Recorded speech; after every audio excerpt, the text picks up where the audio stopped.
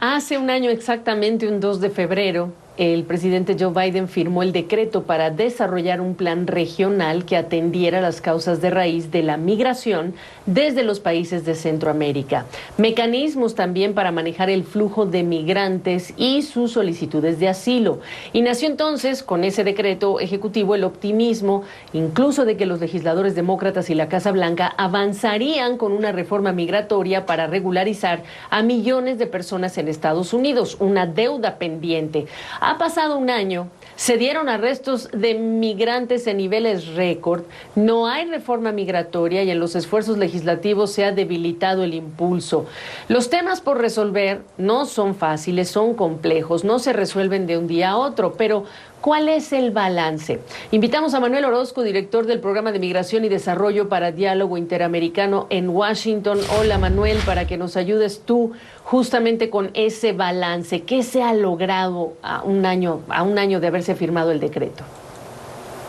Bueno, el balance es bastante incompleto. Ellos no se fijaron qué logros iban a tener a un año. Creo que fue una propuesta un poco inteligente en ese sentido. Sin embargo, es bastante incompleto toda vez que hubo una agenda muy ambiciosa con 3 objetivos principales. Uno era coordinar una estrategia que aborde las causas de la migración centroamericana, otro que aborde el estado de libre comercio con Centroamérica y el tercer elemento, el más importante, es revisar toda la estructura de la política burocrática sobre migración, todo lo que tiene que ver con refugio, con asilo, con migración legal, entre otras cosas. Y los resultados pues han sido difíciles porque Biden tuvo que lidiar con más de 400 decretos sobre migración heredados de la administración Trump y entre otras cosas, por ejemplo, en el tema de asilo, ha tratado a partir de julio, básicamente a mitad de año, de crear un nuevo sistema de reformas sobre asilo, pero las solicitudes de asilo que han sido adjudicadas positivamente pues han sido pocas, han sido 60,000 en el 2020 y 23,000 en el 2021. La tasa de aprobación de asilo creció parcialmente de un 30 a un 37%. En términos del refugio, la política de los protocolos de protección migratoria fueron restablecidas nuevamente en diciembre del 2021 y eso pues ha tenido un efecto de continuar la política de Trump.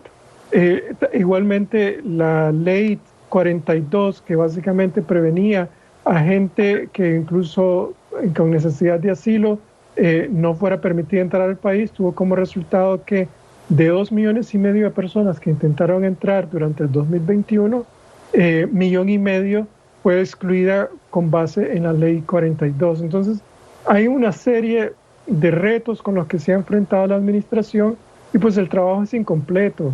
Algunas cosas se lograron, por ejemplo, la reunificación familiar de los menores detenidos y separados de sus familias, la eliminación de lo que se llamaba el Muslim Ban se restableció, y hay otras cosas, por ejemplo, el proceso burocrático de legalización también se ha resuelto parcialmente, así como también se aumentaron las visas de trabajadores estacionales. Sí.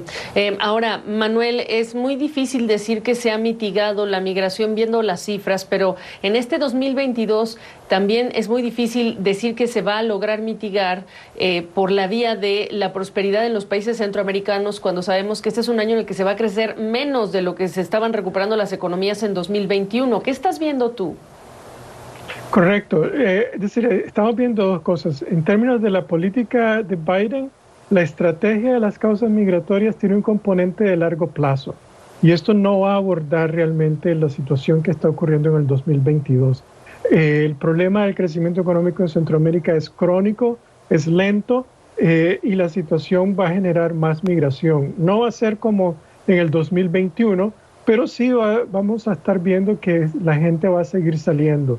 Los números pueden llegar al 1 millón de personas, es decir, la gente sigue votando con sus pies y realmente se necesita una estrategia de estabilización económica que la administración Biden pues todavía no ha logrado introducir porque ni siquiera han recibido el apoyo del Congreso para aprobar su paquete presupuestario de ayuda a Centroamérica.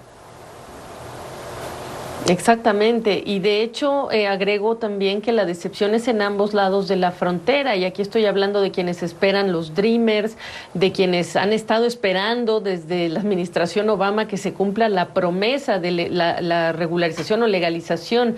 ¿Lo ves como un objetivo más difícil que nunca de alcanzar?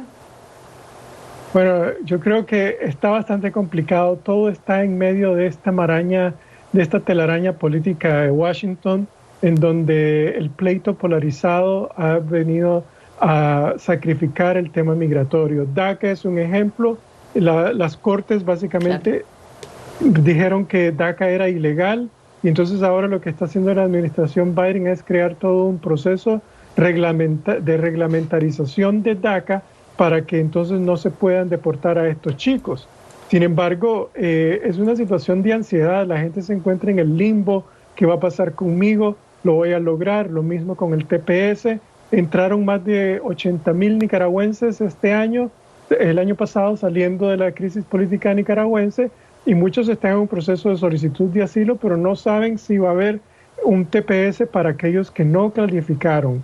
Entonces, hay mucha ansiedad en todo sentido. Seguimos hablando de los 10 millones de indocumentados en el país y nada que pasa. Sí. Pues es una situación compleja. Queríamos marcar este primer aniversario de este decreto y revisar lo difícil o fácil que ha sido. Es un tema muy complejo, pero te agradezco este primer análisis, Manuel. Mucho gusto.